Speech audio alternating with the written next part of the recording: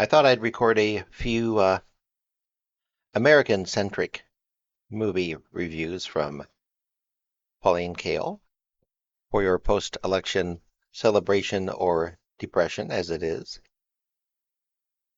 Mississippi Burning from The New Yorker, December 26, 1988. The director, Alan Parker, likes to operate in a wildly melodramatic universe of his own creation. In Mississippi Burning, which is set during the Freedom Summer of 1964, he treats Southerners the way he treated the Turks 10 years ago in Midnight Express. And he twists facts here, as he did there, with the same apparent objective, to come up with garish forms of violence. We see the white Southerners burning and beating and lynching, but Parker isn't content with that. He wants to give the audience violence it can cheer. A black FBI man is introduced so he can threaten to castrate a white man, and the FBI strings up a suspected Klansman to scare him into testifying against his buddies. Then there are the inventions that jack up the plot. A deputy sheriff, played by Brad Dourif, brutally beats his tiny wife, played by Frances McDormand, while his KKK pals watch to make sure he does a thorough job. She has succumbed to the overtures of an FBI man, played by Gene Hackman, and told him where the bodies of 3 missing civil rights workers were to be found. Actually, the FBI informant was a man, and he was given a $30,000 reward for his help. The entire movie hangs on the ploy that the FBI couldn't stop the KKK from its terrorism against blacks until it swung over into vigilante tactics. And we're put in the position of applauding the FBI's dirtiest forms of intimidation. This cheap gimmick undercuts the whole civil rights subject. It validates the terrorist methods of the Klan. When black people here are on a march, they look withdrawn, dead-eyed, blank. There's no elation or glory in their progress down the street. The Civil Rights Act had just been passed in the Senate, and during that Freedom Summer, when roughly 1,000 students and activists arrived in Mississippi to set up schools and register blacks to vote, blacks themselves were busy in the fight for desegregation. They were holding rallies, staging protests, and forming picket lines. They were training themselves to take verbal and physical abuse without being provoked to violence. In the movie, the blacks are sheep-like and frightened. They seem totally unprepared. The events here took place 8.5 years after Rosa Parks refused to go to the back of the bus. But Alan Parker is essentially putting blacks at the back again. The picture opens with a fictionalized recreation of the murder of the 3 civil rights workers. James Chaney, the local black who was working for CORE, and 2 young Jewish activists from up north, Andrew Goodman and Michael Schwerner, who were in their station wagon and were stopped by Ku Klux Klansmen and lawmen. Chaney was driving. In the movie, he has been replaced at the wheel by one of the whites. It's a small detail, but the details add up to a civil rights movie in which blacks don't do much of anything except inspire pity and sympathy in the 2 FBI men, Hackman and Willem Dafoe, who are the heroes. Hackman's Anderson and Dafoe's Ward arrive in the small town where the 3 men were last seen, their mission to find out what happened to them. Anderson is a burly, big Mississippian who grew up dirt poor and knows that for whites to feel that they're better than blacks may be the only point of pride they've got. He understands, but it disgusts him. He's a complicated, lonely man who no longer feels at home in the South, yet isn't at home with Northerners either. Actually, Hackman, a Midwesterner, had never been in the Deep South before, but you wouldn't guess it from his performance. The pale, bespectacled Ward who is in charge of the investigation, looks small next to Anderson. He's formal, conscientious, and deeply courteous. A Harvard Law School man who was at the Department of Justice before joining the Bureau, he represents the idealism of the Kennedy era. He's brave and dedicated, but rigid. The man has no common sense, and he inadvertently sets off a brief war between the Bureau and the Klan.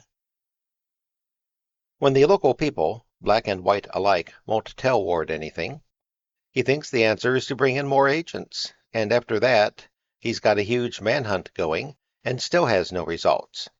Then he brings in naval reserves. The KKK fights the invasion by attacking black people and burning their churches. Anderson, who knows how to nose around town and picks up leads, keeps arguing with Ward, showing him that he's making the situation worse. At one point, they face off as if they were going to kill each other, and the movie turns into a bad imitation of a Western. But what's involved in the running battle between the two is the central cheat of the movie. Parker, working from a script by Chris Gerolmo, which he says he rewrote, sets up Defoe's Ward as a high-principled official with no resourcefulness or flexibility or canniness, and says that he represents the only legal way to tackle the problems. The only alternative, according to Parker, is the illegal, underhanded methods that Anderson insists must be used. And of course, Anderson, an uncommon common man, whom Hackman plays with humor and buried rage, is the man we identify with. Hackman draws us to him. He's the star here. He's vivid. And he is the spokesman for brutality. There isn't even a whisper of a suggestion that Anderson may get any undue satisfaction from the brutal methods that Ward, recognizing his own defeat, finally allows him to employ. No, they're employed righteously, for biblical vengeance. The common man knows what these gents from Harvard Law are too educated to understand. Parker uses the civil rights movement to make a wham-bam Charles Bronson movie, and from his blithe public statements, he seems unaware that this could be thought morally repugnant. He justifies his small inventions, and his big crude ones, in terms of fiscal responsibility to his backers. Presumably, the audience needs a whomp in the gut every 2 minutes. But if it does, that's because whomping is Parker's basic way of reaching people, and he sets up a pattern. He pounds you in scenes like the one of the KKK, armed with clubs, gathering outside a church in which black people are singing. He won't let go of effects like the lowing of cows in a barn that's been set on fire. He takes the title very literally. The sets keep going up in flames. Yet despite the heaviness of Mississippi Burning, it doesn't necessarily stay with you. It's too mechanical, too inexpressive. There are exceptions, a night shot of the station wagon with the 3 young men coming over a wavy, hilly road, followed by 2 cars and a truck with no lights. The lovely shades of regret in some of Hackman's scenes with Frances McDormand. The cheeriness of the actress Park Overall's remarks in the town beauty parlor. Parker is a slicker, a man with talent and technique, but without a sustaining sensibility. Each time I heard the pulsating music start working me up for the next hour of violence, I dreaded what was coming. The manipulation got to me all right, but the only emotion I felt was hatred of the movie.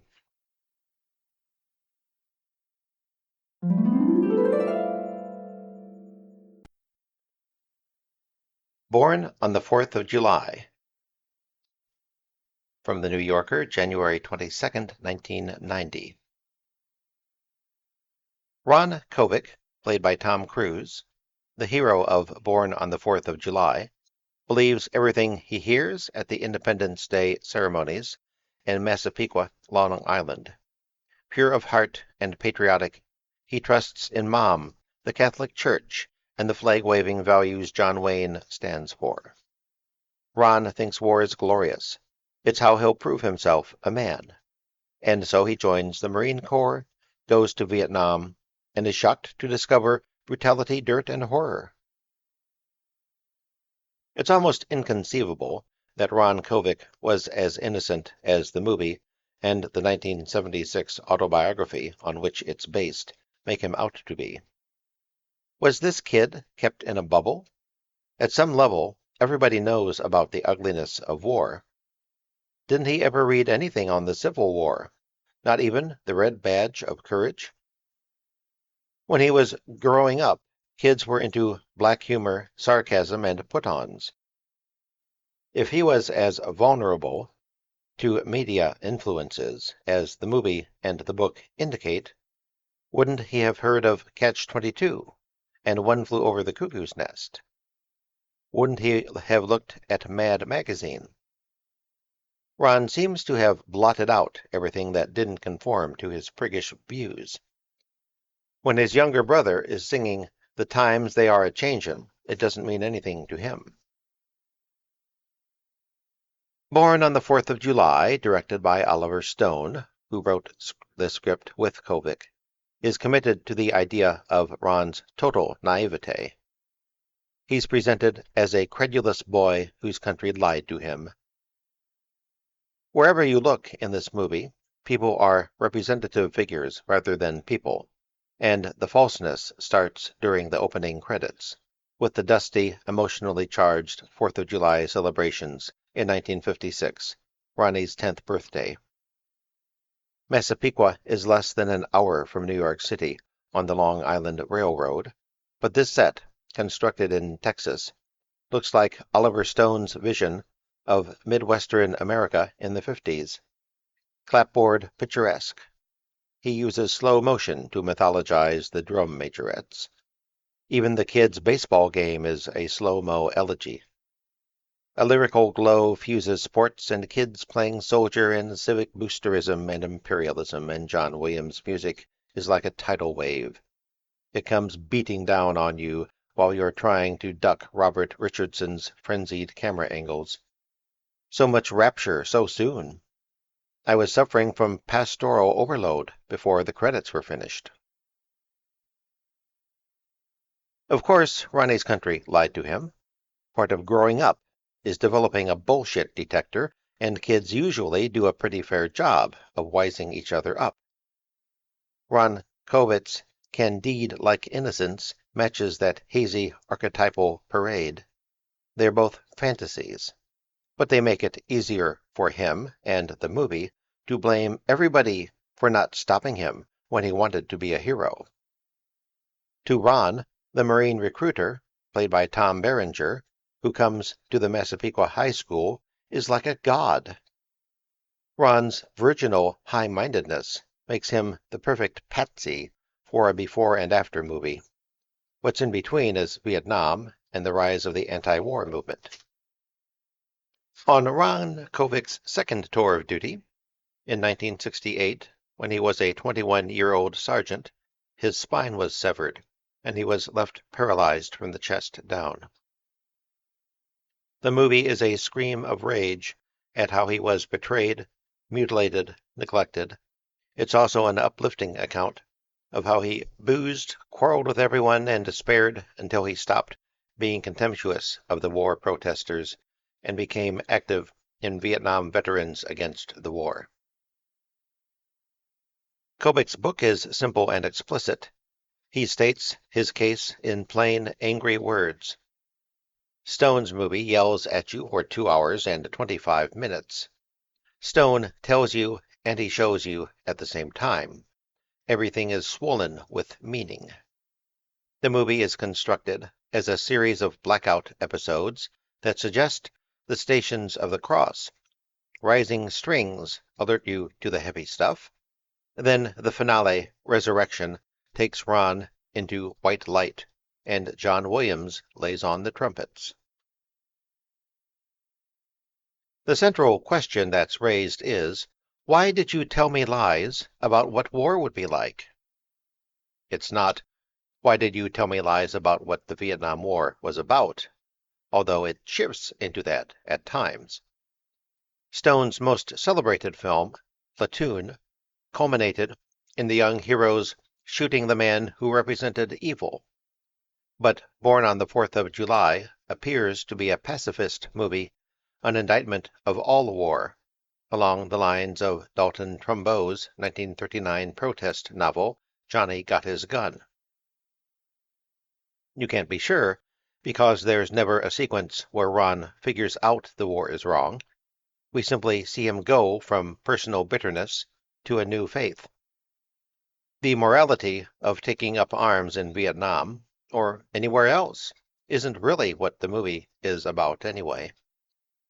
The audience is carried along by Tom Cruise's Ronnie, yelling that his penis will never be hard again.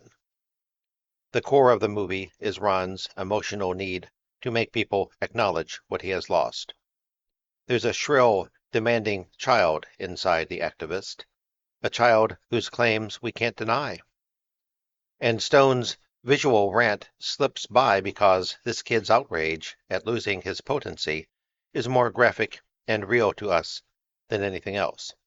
It affects us in a cruder, deeper way than Ron's sloganeering and his political denunciations of the war. What we hear when Ron causes a commotion at the 1972 Republican convention and shouts at Nixon is a kid who knows he has lost something and who is going to make an unholy fuss about it. He's going to be heard. Yes, he's expressing the rage of other disabled veterans who feel betrayed, wasted in a war we shouldn't have got into. But what really reaches us is that Ron finds his lost potency when the convention cameras are on him. He finds it in forcing the country to recognize what it did to him and others like him. He's saying, "You owe me this," or "Activism is all you've left me, and you can't take it away." And he's saying, "I paid for what I did over there, and I go on paying for it. You haven't paid. Your shame is greater." He doesn't really say that, but it's what filmgoers hear and respond to. The movie, having presented him as the innocent Catholic boy going to war for the glory of God, now reaps the reward. The audience, some of the audience, experiences a breast-beating catharsis. Almost everything else in this anti-war 4th of July parade that spans 20 years is chaotic sensationalism. When Ron, in an argument with his mother, drunkenly pulls out his catheter and says, "It's what I've got instead of a penis," and she shrieks, "Don't say penis in this house," she becomes a comic strip uptight mom. And when he gets back at her by yelling "penis, penis" at the top of his lungs so the whole neighborhood can hear him, it's a phony, easy scene. We're supposed to see that his mother denies the realities of war and every other kind of reality. That his repressive mom, who told him the communists had to be stopped, was part of the system that deluded him. We're invited to jeer at her villainy. A scraping bottom scene that takes place on a roadside in the Mexican desert has a druggy El Topo flavor. The burned-out drunken Kovic brawls with another burned-out drunken paraplegic, played by William Dafoe, and they spit in each other's faces, knock each other out of their wheelchairs, and go on wrestling. The two men fighting over which one takes the prize for committing the worst atrocities in Vietnam are like bugs screaming in the sand.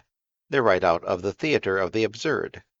They've even got dry rattlesnake sounds for accompaniment, and you have to laugh, but it's too showy, too style-conscious. It makes you aware of how overblown the whole movie is. In Vietnam, Ron's platoon, thinking they're attacking Viet Cong, massacre a group of village women and children. Then, during the confusion of a skirmish, Ron kills a 19-year-old soldier from Georgia, but can't fully accept it. It happened so fast. He tells his major about it, and the major doesn't want to hear it. He doesn't know how to handle Ron's confession. So Ron is stuck with a sickening guilt. After Ron is paralyzed and in a wheelchair, he makes a trip to Georgia to confess to the soldier's parents and young widow. That may relieve Ron's pain, but what about the pain he causes the others? The father had been proud of the honor guard that came with the body. The scene might be affecting if it were staged to show that Ron's need is so overpowering he can't consider the family's grief. Instead, it suggests that Stone thinks even the blind self-expression is good. In the book, there's no visit to Georgia. Maybe the trip took place and Kovic left it out, but I remember the scene from an earlier movie where, after the war, the protagonist went to the dead soldier's family and asked forgiveness. There, though, the dead soldier was part of the enemy forces, and the protagonist was offering the family solace. Oliver Stone has an instinct for the symbolism that stirs the public. He clung to the Ron Kovic story that he first worked on as a screenwriter more than 10 years ago. But he must have never been able to think the material through. Born on the 4th of July seems to ride on its own surface, as if movie-making were a form of surfing. Kovic doesn't turn against the Vietnam War until long after he gets home, expecting to be welcomed as a hero, and is put in the rat-infested Bronx Veterans Hospital. What would have happened if people had been considerate and kind to Ron and talked up his bravery? Would he have gone on being a war-mongering patriot? I didn't expect the movie to answer this kind of question, but I expected it to show enough about Ron's character for us to make some guesses for ourselves. We come out knowing nothing about him, except that his self-righteousness, his will to complain and make a ruckus, is rather glorious. I don't think I've ever seen another epic about a bad loser. I wish Stone had recognized what he was onto and shaped the conception. In essence, Bourne is the satire played straight. The impotent Ron Kovic holds the nation hostage. How is Tom Cruise? I forgot he was there. Cruise is on magazine covers. Of course he is. He's a cute kid, and his face sells magazines. And magazine editors may justify their cover stories by claiming he's turning into a terrific actor. They may believe it, and moviegoers may assent. Moviegoers like to believe that those they have made stars are great actors. People used to say that Gary Cooper was a fine actor, probably because when they looked in his face, they were ready to give him their power of attorney. Cruise has the right all-American boy look for this role, but you wait for something to emerge and realize the look goes all the way through. He has a little boy voice and no depth of emotion. In Vietnam, when Ron barks orders to his squad, there's no authority in his tone. He still has no authority when he goes to speak by invitation at the Democratic Convention in 1976. Cruise does have a manic streak, and Stone uses it for hysteria. He might be a tennis pro, falling to his knees and throwing his fists up in the air. Cruise gets through Stone's noisy Stations of the Cross without disgracing himself, but he's negligible. Nothing he does is unexpected. He's likable in his boyish, quieter moments, but when those are over, he disappears inside Ron Kovic's receding hairline, Fu Manchu mustache, and long, matted hair. Oliver Stone has a taste for blood and fire, and for the anguish and disillusionment that follow. Everything is in capital letters. He flatters the audience with the myth that we believed in the war and then we woke up, like Ron Kovic, we're turned into generic Eagle Scouts. The counterculture is presented in a nostalgic, aesthetically reactionary way.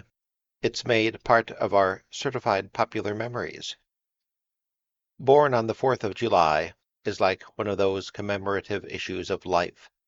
This one covers 1956 to 1976.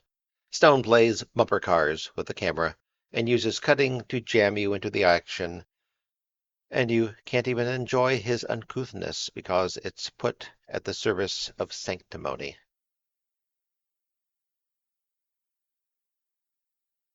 Thank you for listening.